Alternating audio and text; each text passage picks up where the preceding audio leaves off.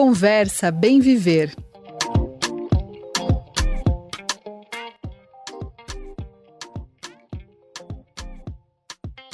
Impossível não ficar revoltado, assustado com os novos dados divulgados no relatório desta quarta-feira, dia 19 de agosto, pela Oxfam Brasil. O nome do estudo é Um Retrato das Desigualdades Brasileiras, Poder, Privilégio e a Captura da Democracia. Só para vocês terem ideia um pouco dos números, as mulheres negras ganham 42% a menos que os homens brancos. A população negra só alcançaria a mesma renda que a população branca em 2089. E atenção para esses números, coletados numa média de 6 anos, o crescimento médio da renda das famílias no geral foi de 1,4%. O PIB brasileiro cresceu mais, cresceu 1,8% em média. Mas tudo isso é pouco comparado a 1% mais rico da população, que cresceu 4,4%. Isso ainda também é baixo se a gente pegar a parcela do 0,01% mais rico do Brasil. Essa parcela ínfima da população cresceu quase 8% ao ano, muito superior à média das famílias no geral. Para entender melhor sobre esses dados, é com muita alegria que eu anuncio que quem conversa Bem Viver hoje é a diretora executiva da Oxfam Brasil, Viviana Santiago. Viviana, prazer falar contigo, obrigado pela disponibilidade para falar aqui com o Brasil de Fato, viu? Eu que agradeço, é sempre uma alegria falar com vocês. Eu queria começar te ouvindo um pouquinho sobre uma fala que você trouxe logo no início da apresentação desse relatório, quando você enfatizou como o poder econômico se transforma em poder político. Ao longo do relatório, vocês mostraram que toda essa desigualdade, ela também se transfere automaticamente, por exemplo, para as eleições, quando vocês mostraram que em 2022, todos os senadores e senadoras, basicamente os senadores eleitos, eles tinham uma renda, um patrimônio, melhor dizendo, de no mínimo 100 mil reais. Ou seja, isso é quando a gente fica evidente que só alcança o poder de fato quem tem o poder econômico. Essa é uma boa síntese do que está acontecendo nesses últimos anos, essa estrutura geral que o Brasil enfrenta nesse momento. Sim, essa é uma boa síntese, fundamentalmente porque ela nos ajuda a entender como esse contexto ele ajuda a manutenção da desigualdade. Quando a gente tem pessoas que não representam o coletivo sendo eleitas, essas pessoas elas atuam para a manutenção dos seus próprios privilégios, do seu lugar na sociedade. E isso faz com que a desigualdade não seja um acidente. A desigualdade, de fato, é um projeto, é uma intenção. Isso que tu traz de ser uma desigualdade, de ser uma intenção, na hora que vocês falaram isso durante a apresentação do relatório, me lembrou muito Darcy Ribeiro, quando ele fala que o problema, a falta de educação, a desigualdade da educação não é apenas um mero acaso, é um projeto político, e é exatamente essa palavra. E isso me faz refletir também que se a gente olha que para os últimos 20 anos a gente teve muitos governos progressistas no Brasil que fizeram muitas políticas públicas de apoio, especialmente à população de mais baixa renda, mas tudo isso não é o bastante para combater esse nível de desigualdade, o que mostra que realmente é um problema estrutural, não basta apenas políticas públicas pontuais, a gente precisa realmente rever a forma que o Brasil anda, que o dinheiro circula dentro do país. Essa é uma boa chave, né? Entender como o dinheiro circula. E por que isso é importante? Porque desigualdade não é só pobreza. Quando a gente está falando de desigualdade, a gente está falando fundamentalmente da concentração de riqueza. A desigualdade é ao mesmo tempo que a gente tem muitos pobres, a gente tem algumas pessoas extremamente ricas que concentram a renda maior do que essa maioria de pobres. Isso é desigualdade. E quando a gente fala de uma perspectiva estrutural e de onde está a renda, isso ajuda a gente a entender que as políticas de redistribuição de renda, elas são importantes, mas elas não são as únicas necessárias. A gente precisa diminuir a captura da renda total do país por esse grupo, que é o grupo que acaba chegando ao poder. Para trazer mais um dado que eu acho que ajuda a entender isso, vocês fizeram também uma comparação da alíquota efetiva real do imposto de renda de pessoa física. Então, qual que é a taxa, digamos, que é cobrado sobre cada parcela da população? E a classe média, que tem os salários ordinários, é progressiva até 27%, 27,5%. Mas se a gente pega o topo extremo, o 0,01 mais rico, os super ricos do Brasil, na verdade é 4,6% real, e isso graças a uma blindagem que existe justamente no que diz respeito ao esse dinheiro especulativo, esse dinheiro que está no mercado financeiro, não exatamente sobre aquele trabalho remunerado do dia a dia. Ou seja, essa parcela dos super ricos, eles são protegidos na estrutura do Estado, eles não são atingidos, o patrimônio deles está basicamente blindado, acho que essa é a melhor palavra. Sim, é um patrimônio blindado e que cresce e que é transmitido para as gerações seguintes. Essa é a diferença entre os mais pobres e os super ricos, né? E pensar o papel da tributação nesse processo. Pensar que o seu patrimônio protegido de tributação é um patrimônio que ele consegue ser transferido para a próxima geração. As pessoas mais pobres, elas não conseguem acumular, porque a sua renda ela está comprometida, principalmente pelos impostos, incide mais imposto nessa renda dessa pessoa e também, como a gente apresenta no estudo, pelo processo de endividamento.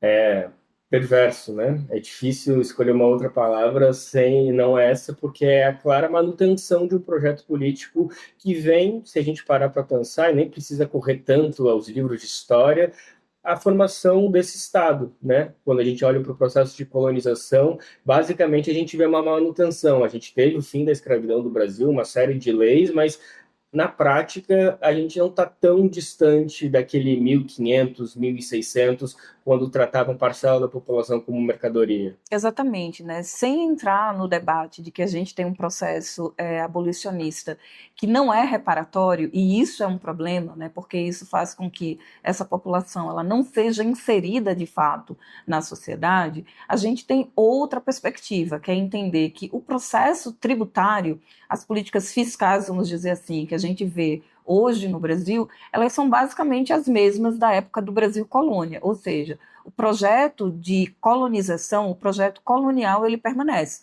Se tributava açúcar, café, um cavalo e um escravizado, que era um objeto naquela época, não se tributava a renda das pessoas. Hoje, esse escravizado ele não era entendido como um cidadão, ele não era parte daquele Estado. Hoje, essa política, ela deixa essa população negra, em sua maioria, também num não lugar. Se não é no lugar do objeto a ser tributado, tampouco é o lugar do cidadão que pode acessar plenamente a democracia, exercer a soberania popular pelo voto, representando o povo, porque só está lá as pessoas que têm alta renda. Eu vou falar algo aqui que eu sei que, por ser já estamos em período eleitoral, começou oficialmente essa semana, então é um comentário um pouco forte para esse período, mas como a gente está falando a partir desses dados, eu tenho certeza que vai ser muito bem compreendido por todo mundo que está nos ouvindo, inclusive a senhora, de que a gente teve agora, nesse último mandato, nesse atual mandato do presidente Lula, uma vitória que foi considerada histórica, que é o imposto de renda, a isenção do imposto de renda até R$ 5.000, sem dúvida uma grande conquista. Mas se a gente olha na perspectiva de todos esses números, essa conquista é quase ínfima, se a gente não consegue, de fato, algo que era até uma bandeira dele, que vinha sendo ventilado, que é a taxação dos super ricos. Se a gente não atingir isso que a gente está falando agora, de que esse topo extremo não tem uma alíquota semelhante ao restante da população no que diz respeito a lucros e dividendos, a gente vai ficar enxugando gelo, basicamente, né? Vai ficar no marasmo. Sim, essa medida, embora ela seja importante, ela não é suficiente para tracionar, né, o avanço no enfrentamento das desigualdades, porque as pessoas que são muito ricas, elas enriquecem numa velocidade muito maior do que as pessoas que são mais pobres conseguem superar a pobreza. E, fundamentalmente, elas têm uma riqueza protegida, elas têm uma fonte de renda e patrimônio que é intocável por imposto. Então, essa pessoa é rica, continua rica, transfere essa riqueza. Isso não acontece com as pessoas mais pobres, que têm quase 70% da renda comprometida com o consumo e, portanto, tributável. Essa fala me lembrou talvez o dado mais importante que eu tinha esquecido de trazer logo na nossa abertura, que o crescimento da riqueza dos bilionários foi 3 vezes mais rápido que a média dos últimos 5 anos nesse último relatório, ou seja, mostra, é isso mesmo que a gente está falando, que medidas estão sendo tomadas, que a gente tem visto sim um avanço, retomada do Bolsa Família, coisas importantes aconteceram nesse último período de 4 anos, mas a blindagem segue lá. E para falar sobre ela, assim, eu acho que a gente já trouxe um pouquinho desse panorama, mas eu queria avançar um pouquinho e falar de outra palavrinha, um estrangeirismo, de certa forma, que me parece que é a chave desse relatório, que é o lobby. A influência que os poderosos fazem, independentemente de quem está no governo, seja direita, esquerda, centro, enfim, independente de quem está falando, ela é permanente, constante e é o que garante que esse cenário permaneça. Seja pessoas físicas ou empresas, esse lobby ele é inerente. Não interessa quem está no poder do executivo, do legislativo, essa influência é constante. Pensar que esse lobby é a representação das pessoas mais ricas, porque estão fazendo lobby as pessoas que estão associadas a esse grupo. Associadas porque são parte desse grupo, porque se assemelham nas formas de pensar e de agir. Mas também pensar que a influência que pode ser exercida diretamente pelos mandatos, ela também é exercida a partir dessa rede de influências que pressuriza, que vai ali estar pressionando a maneira como o Estado distribui, né, a riqueza. Então, as agendas em torno de subvenção, as agendas para diminuir alíquotas, para impedir taxação, elas são fortemente influenciadas por representantes desses setores, né, que ora estão no governo, ora estão dentro das empresas e levando consigo conhecimento, né, desses espaços do governo que representaram, né, 2 em cada 3 pessoas que atuam no lobby das Big Techs foram pessoas que ocuparam posições estratégicas no governo em algum momento, seja no legislativo, seja na fazenda.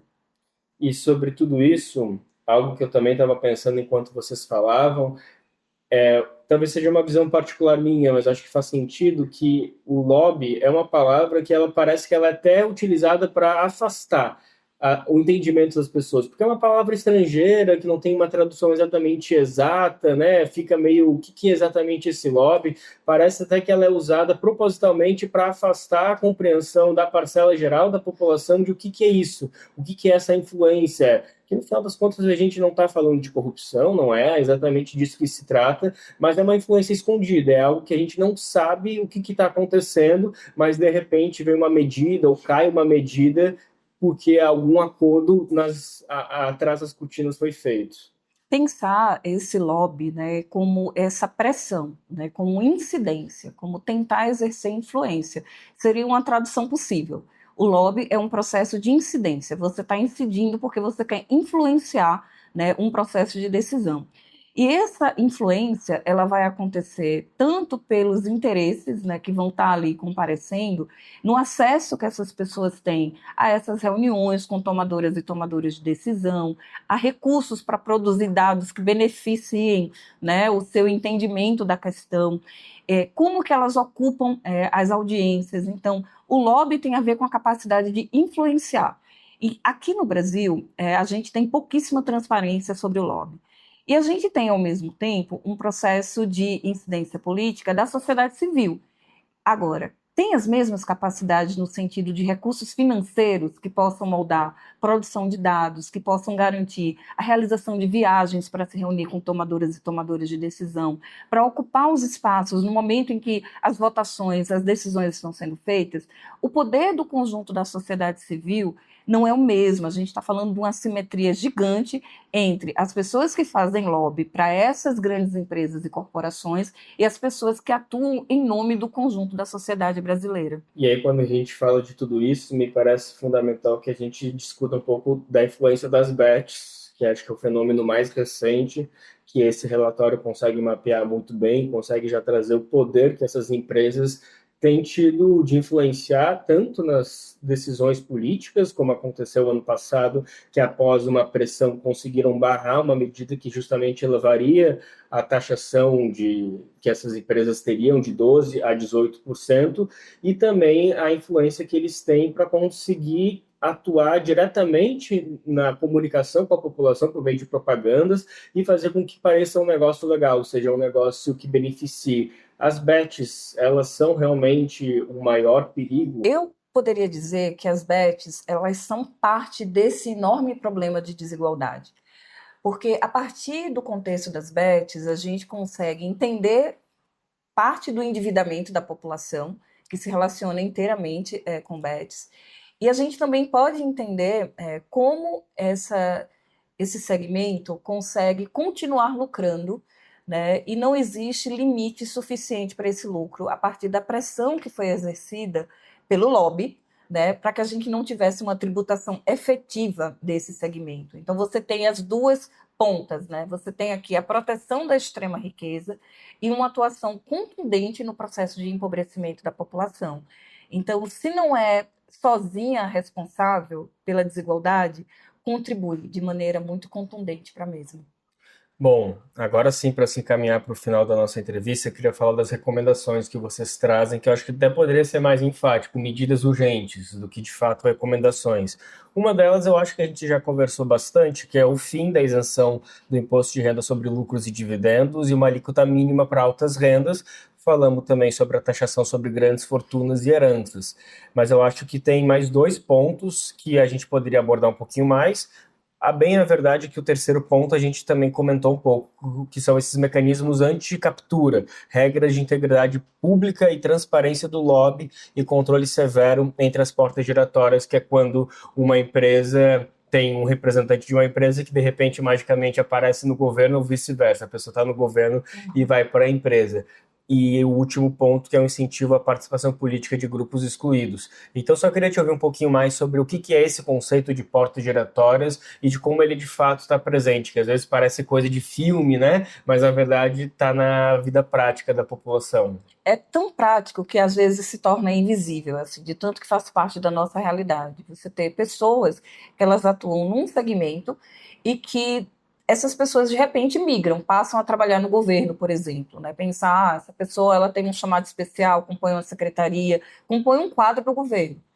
Ou o contrário, uma pessoa que fazia muito tempo, trabalhava, entendeu toda a lógica desse espaço no governo e que migra, vai trabalhar, né, numa empresa que tem forte interesse naquela área. E aí a gente tem um conflito de interesses.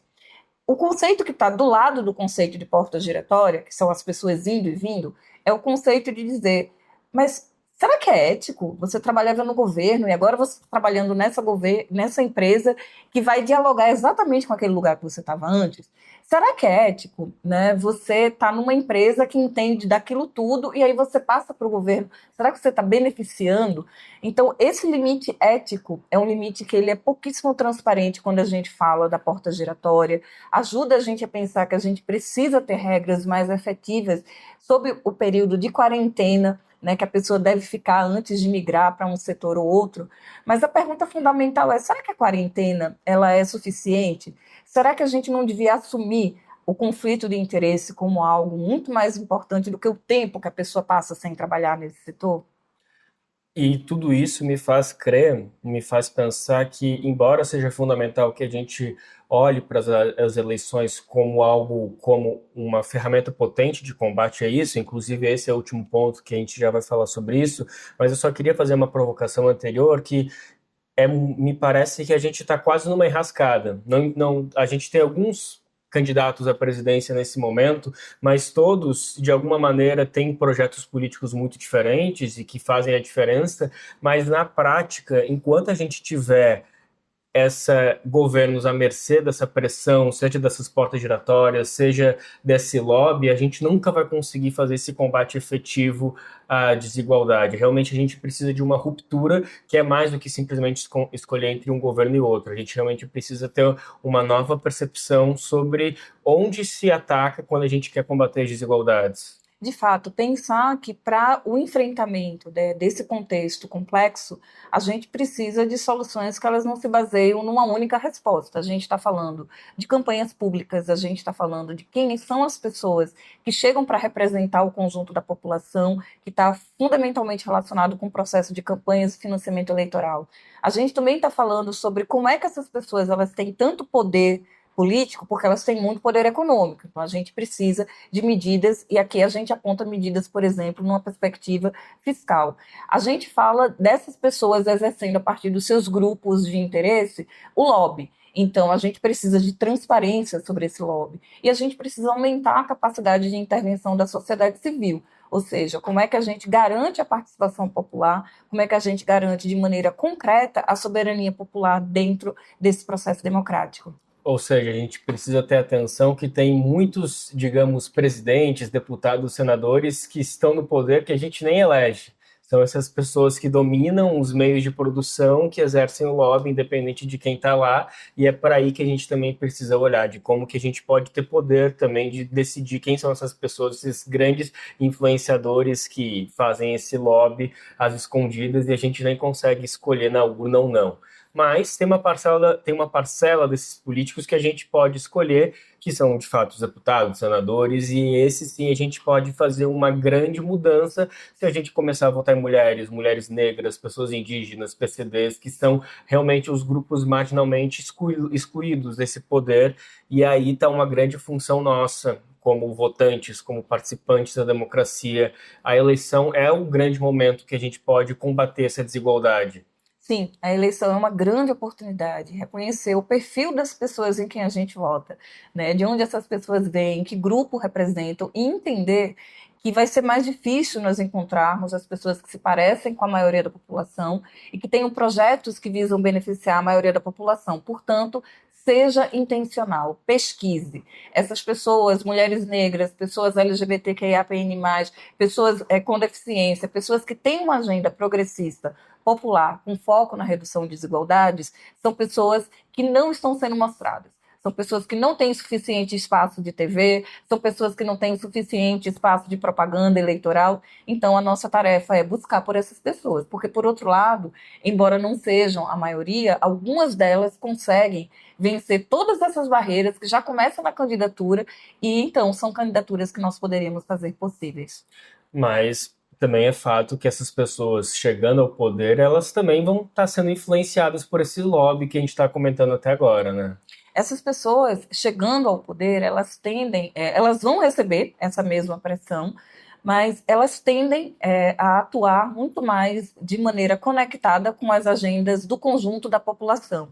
Ao passo que essas pessoas, né, que elas chegam ao poder, né, a partir da sua existência como milionários, como supermilionários, com uma agenda muito conectada aos setores produtivos, elas tendem, de maneira geral, a atuar para proteger esses setores, né?